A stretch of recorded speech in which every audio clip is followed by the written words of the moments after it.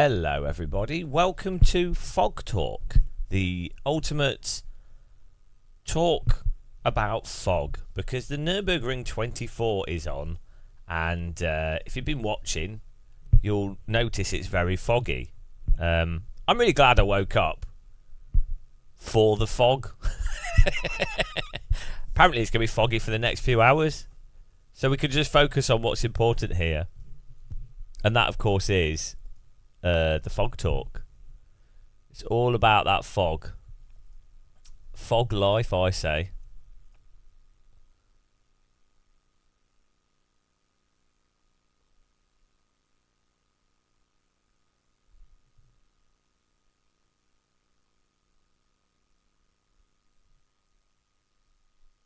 And in the meantime, I'm going to be setting some stuff up as well. It's going to be a nice little stream whilst doing nothing, basically. I wanted to set up some stuff for VR.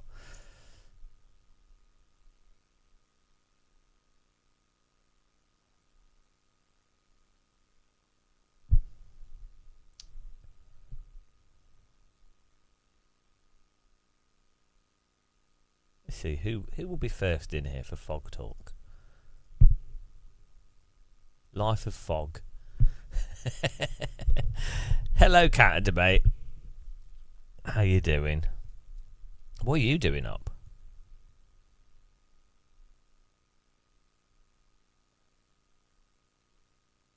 No, we don't. I don't play driving simulators, so I don't know. Don't know what that is. Can you recommend any good sims, Ollie? Oh, it's the weekend. Friday. Oh no, it's not Friday, it's the weekend. The Sims 4. That sounds good. I'm more of a fan of The Sims 2 myself. I think it went downhill after the third one. What music? What's the most foggy music? We could have some classical music for Fog Talk.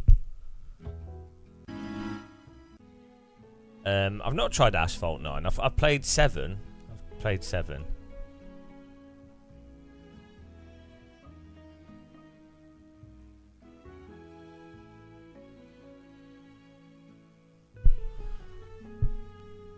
You're playing Skyrim. I was playing last night or yesterday. I was playing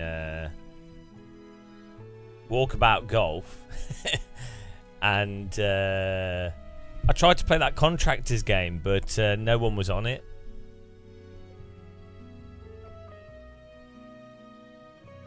It didn't seem very good, actually. Oh, I played the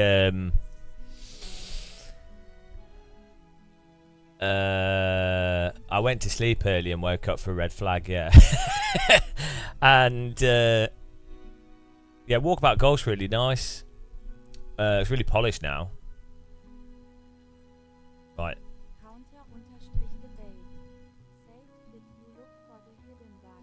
Did you look? I did look for the hidden balls, yeah. I did find some, but I didn't know what the button was to grab the hidden balls. It's always been my difficulty.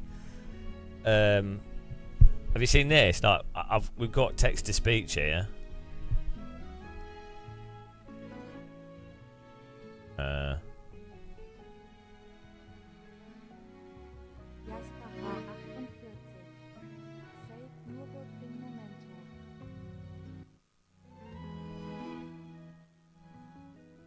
Oli P.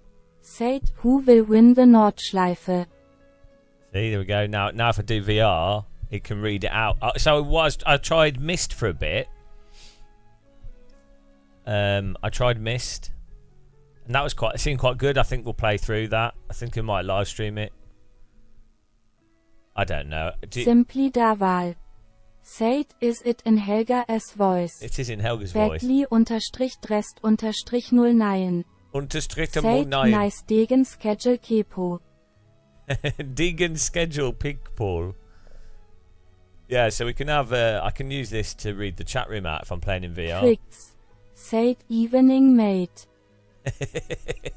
But the problem is, you guys, you know what people would do.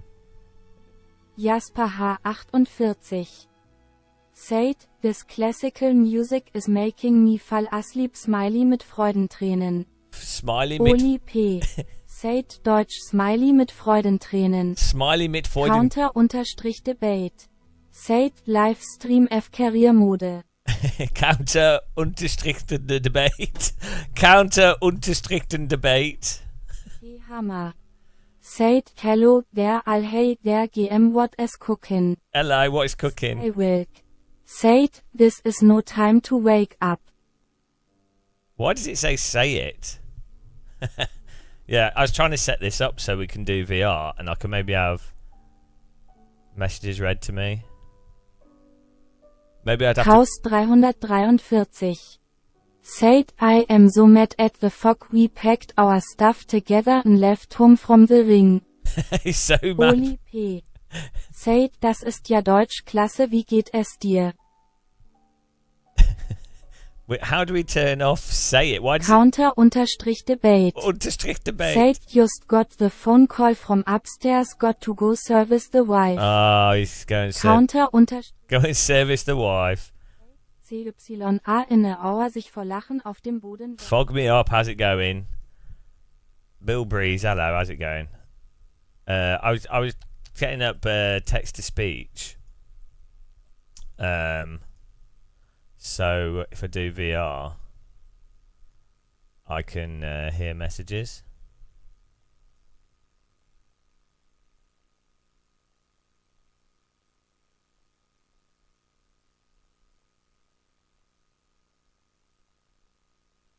Welcome along, guys. How's it going?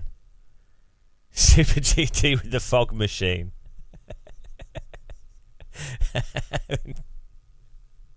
Yeah. Ginger lemon tea, badly dressed hairdresser. I don't know what that's about. Yeah, I'm not sure how we can set this voice chat up. Oh, hang on, maybe if I get rid of said. Let's try this. Ginger lemon tea for the first time. This thing seems like it has pepper in it. KEKW. Terje Helle. The picture is over the chat. Yeah, it's alright. You don't need the chat. You can listen to it. Oh, my tea's too hot. Yeah, so I was trying some stuff with VR because I want to do some more VR streaming, and I was like, oh well, how can we do the chat room and maybe have text chat with reading it out could work.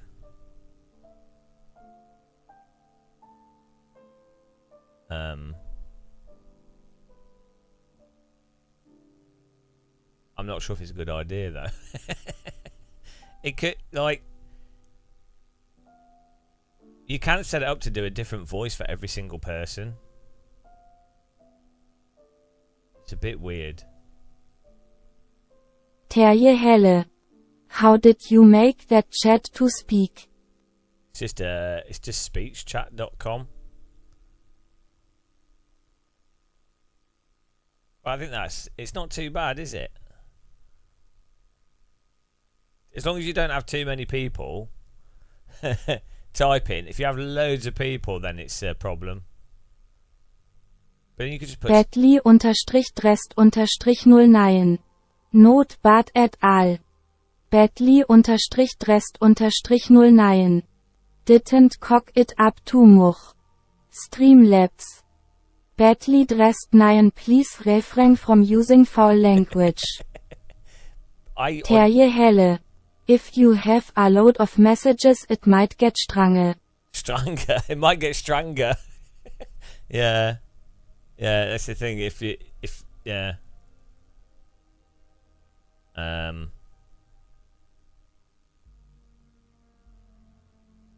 It can only read one at a time, though.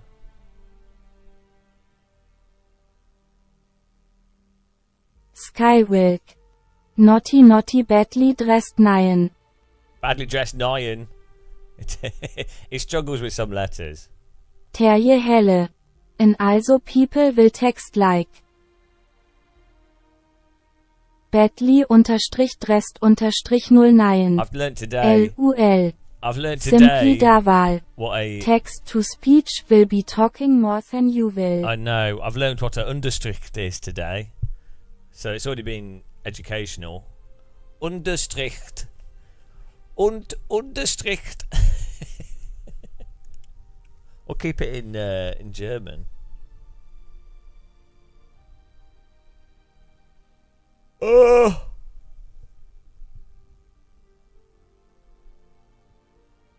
Yeah, I'm not sure what the. I mean, the thing is,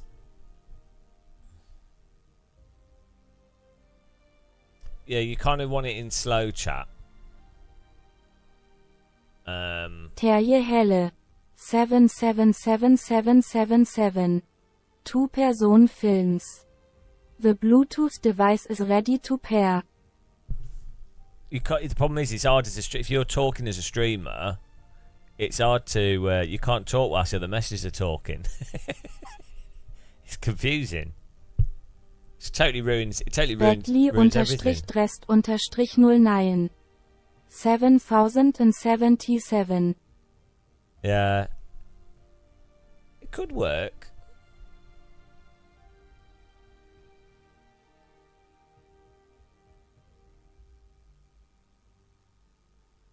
Buffalo 02150. Automated runs when.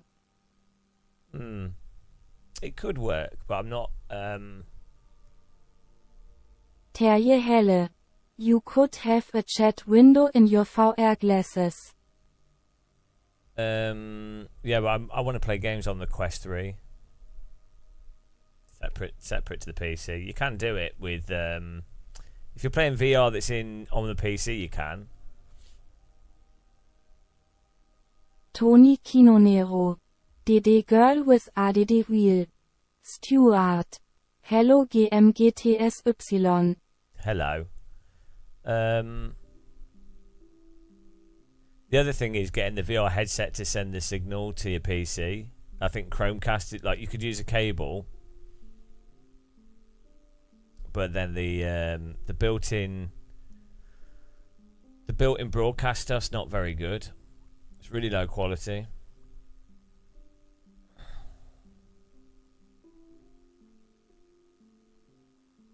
Terje Helle.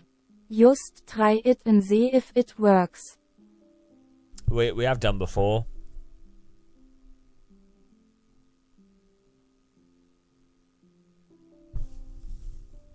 Is it a thing with VR? Stuart. Have you got the voice of the women from YN News channel? No, I don't know how you install voices. It's just Google Voices.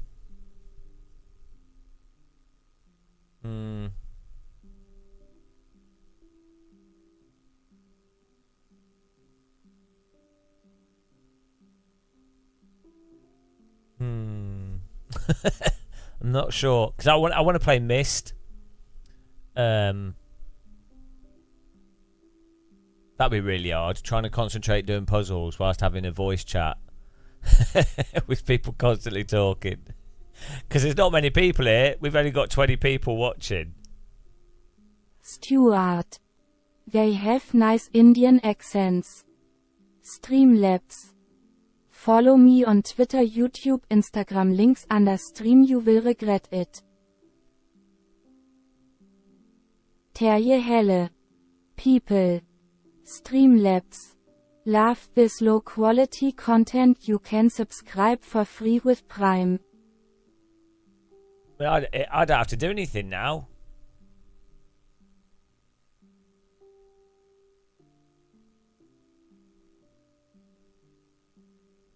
I can just what you need. Jode Air. Gamam look. What you need is a way for people to only have messages made out that they want. Terje Helle. We can talk with ourselves. But then the thing is, if you just use apps in Twitch and stuff, then it's only Twitch. It Terje doesn't work Helle. with YouTube. So what do we think of the color red? Sauron. Terje Helle.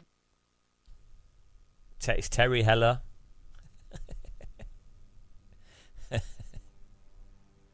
I want to drink my tea, but it's too warm.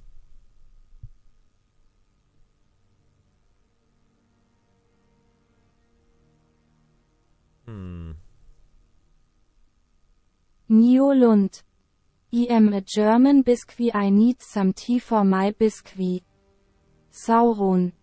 Sauron. Stuart. Im up late with insomnia in the massive munchies. Wabbit. Oh, mein Combustor ist kaputt. I put too much Benzine in the compressor. Scotty_P. UK West. UK West. Terje Helle. I am also up way too late but had want to sleep. Mike TTC. Nords AC Fog Race when. Jode R. Nebel. Abdullah Salman. Hello GM. GM. Sauron. Hello. Es ist zu viel Fog auf der Strecke. Badly_dressed_09. If the tea is too hot, why keep it in the thermos? Not in a Spill it on the thermos. floor to cool it down. Not in a thermos. Ryan Moore.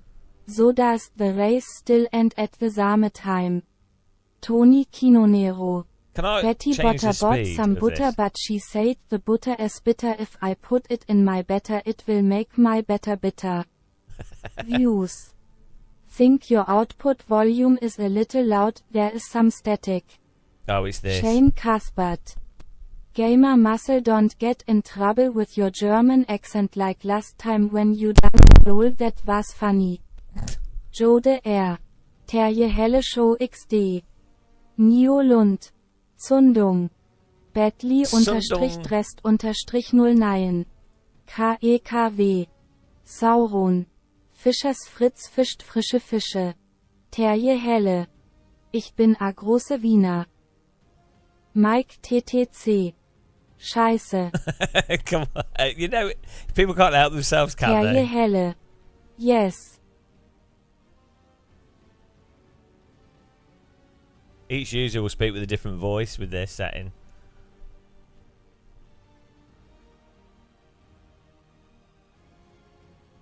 Don't know.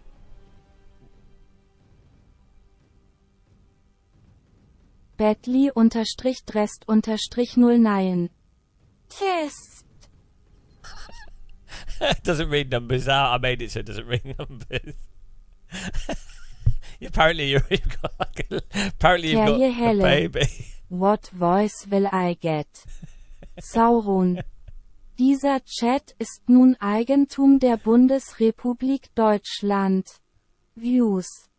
No Michael nu. Stuart. Can you make her yodel? John Rambo. W. Tony Kinonero.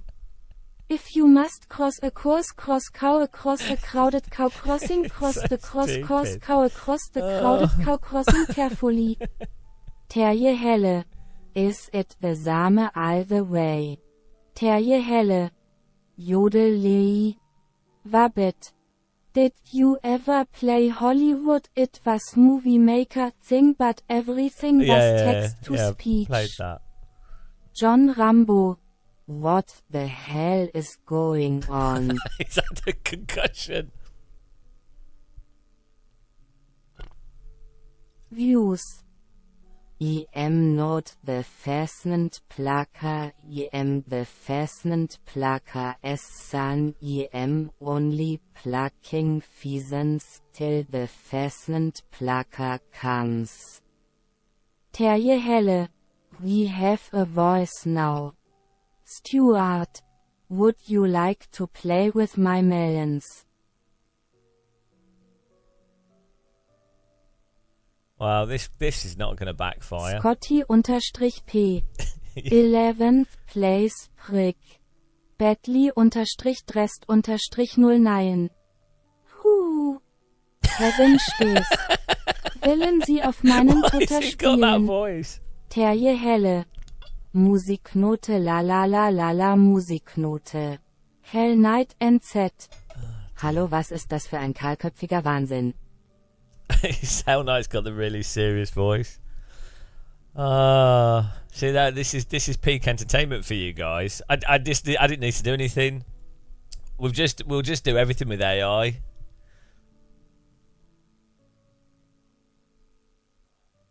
John Rambo.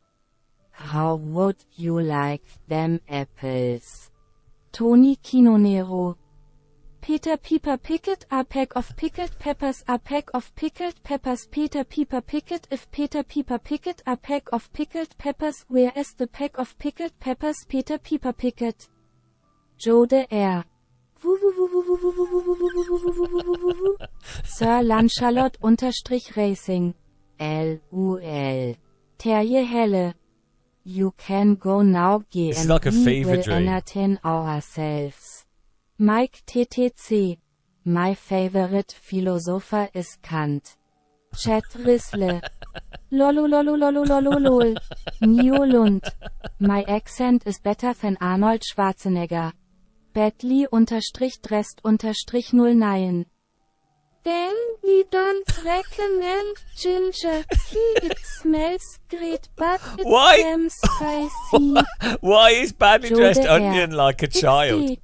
John Rambo. Balls. Terje Helle. Immanuel Kant war ein tysk Philosoph grundlegger avpliktertiken og I hope this is talsmann not for den dodgy stuff. menneskelige I don't want to get fornufter banned. IT grunsen Oh som dear, de what is this? AV-mennesker fortnat. After 30 years. Wabbit. After 30 years text to speech is still funny. Sauron. Ha ha ha ha ha ha ha stop. Joe de Air. Ovi ovi ovi ovi ovi ovi ovi ovi ovi ovi ovi This is just what you, this is really entertaining for you guys. Bentley_Dressed_09. Don't have to do anything. LMAO. Why Sauron. is badly dressed Terje Helle onion? gets me every time. Why is Hell badly Night dressed NZ. onion so high And it pitched? is also the most realistic. Sauron. When I try to sleep TRG Heli. Tony Kinonero. Sich vor Lachen auf dem Boden wälzen. John Rambo. A bald man is a good man. Virtual Reality Motorsports. Jodele hey hu. Joe de Air. LMAO. Nio Lund. I mean, I could just drive and you guys can just do Smiley this. mit Freudentränen. Smiley mit Freudentränen. Tears. Smiley with tears. Smiley mit Freudentränen.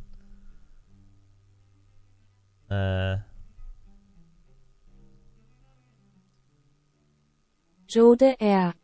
Why did the Baldman paint rabbits on his head? Because from a distance they looked like hares. Hell Night NZ. GMVEG. Hey, I can pause it. Wabbit. Why do they call it oven when you of in the cold food of out hot eat the food? John Rambo. Germany is very small container. John Rambo has had a concussion. Ice purple crying face blue smiling. Yeah, I'm not sure what the problem is. If you have a voice, it's hard to talk whilst you have the voice.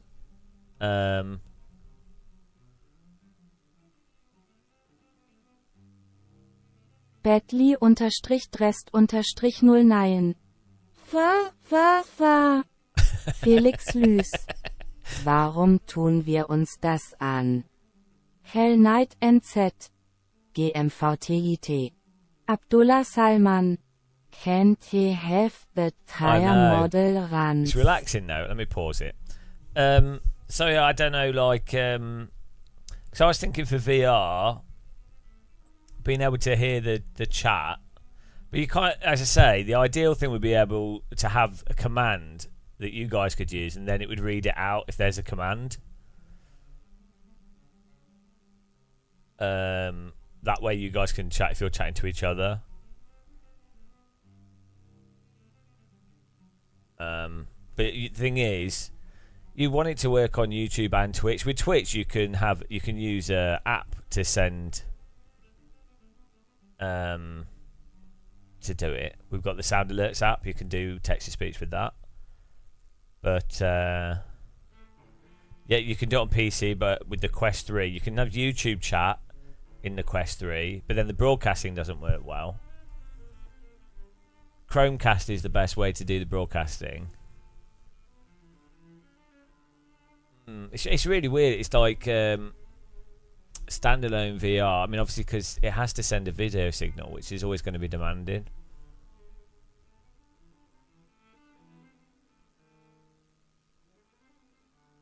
I wanted to play Myst. Or maybe it's in the Oculus software on PC and we can launch it through the PC. Let's see. Because I bought Myst. Ah, no, the window has to be highlighted for the command to work. Tony Kinonero. You should make a channel with this. John Rambo. Deutschland über alles. Terje Helle. F. Sauron. Warum eigentlich nicht? Terje Helle. Slow mode maybe. Felix Lys. You can have Twitch chat in the game. Hell Knight NZ. You can do that. Terje Helle. You can ask chat GTPO. Jode R. Donaudampfschifffahrtselektrizitäten Hauptbetriebswerkbau unter Beamtengesellschaft.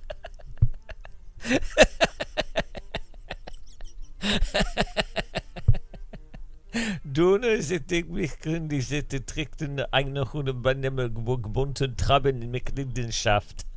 Felix Lys.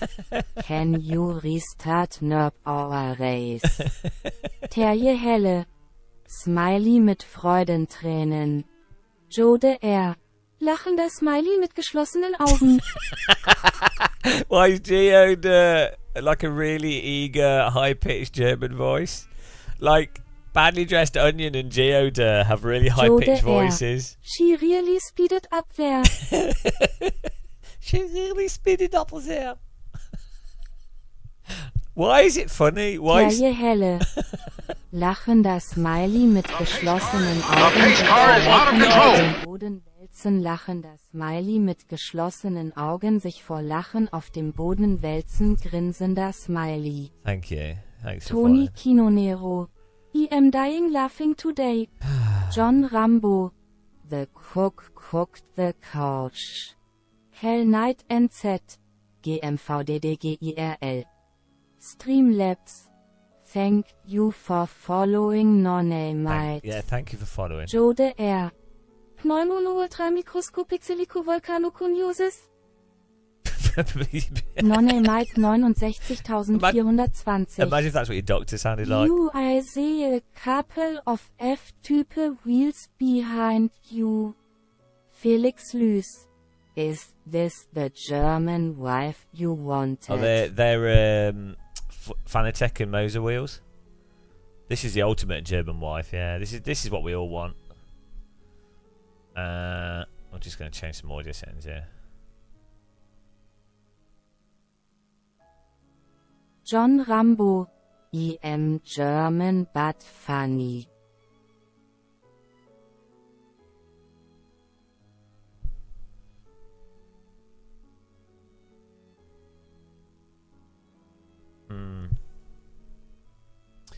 Dear. There's always like... 69420. Oh yeah, easy got a question to FOGT. Felix Lys. That's an oxymoron. Terje Helle. I am going to try to get some sleep schlafen. Okay, night.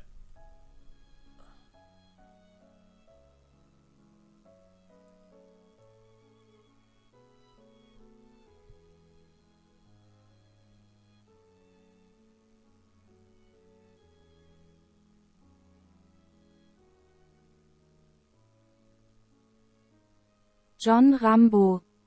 Es hilarious benommener Smiley schwindlig lachender Smiley mit lachenden Augen.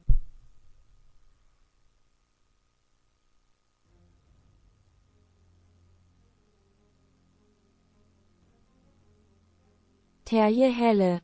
Good night and good luck Glücksklee. Alright. Night night.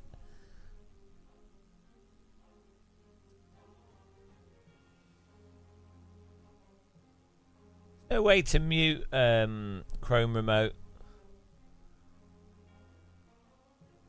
Nonne Might 69420. Personally I can't choose one, both are good. Spirit. Face red droopy eyes. Felix Lys. URR. Toni Kinonero. Du hast mich gefragt, du hast mich gefragt und ich hab nichts gesagt. A bit of Rammstein there.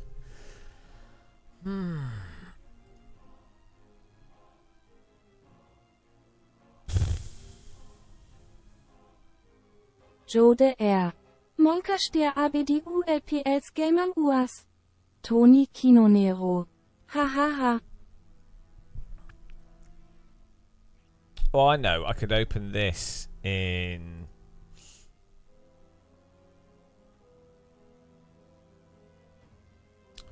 I can open this chat Hell thing. Night NZ. Rammstein. John Rambo. That's. This keeps people engaged for hours. They should just have a voice to chat wall in town centres. People will just be there typing all day long. They'll be like, oh, this is great. Jode R. Hihihihihi.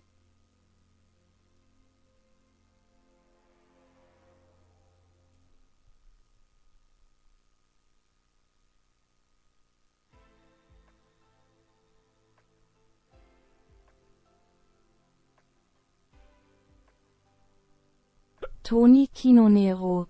Frum Frum. John Rambo. Wuwe.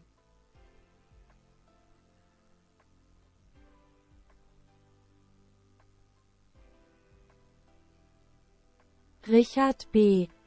What's going on here then? Is this a watch-along or something? Yep. Jimmy Bobby. Im German and laughed your WW sheets.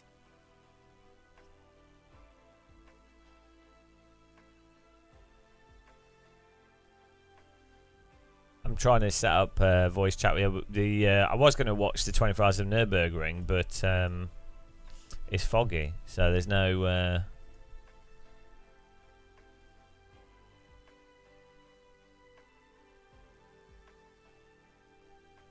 Martha Ricky Muppets. Hi GM, what's this stream all about then? Starfox_VR45E. Make here say it is also the most realistic. Richard B. Fuck, they red flagged it, did they? Yeah, until like 7, I think.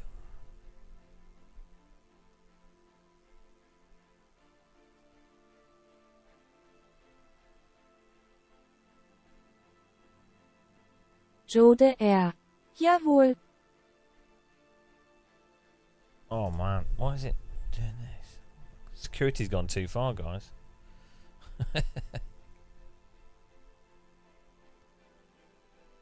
Richard B. Cricket World Cup is on USA v Canada.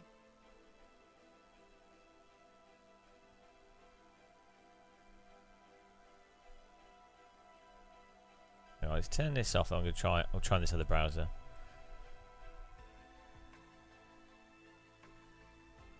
Felix LYHS.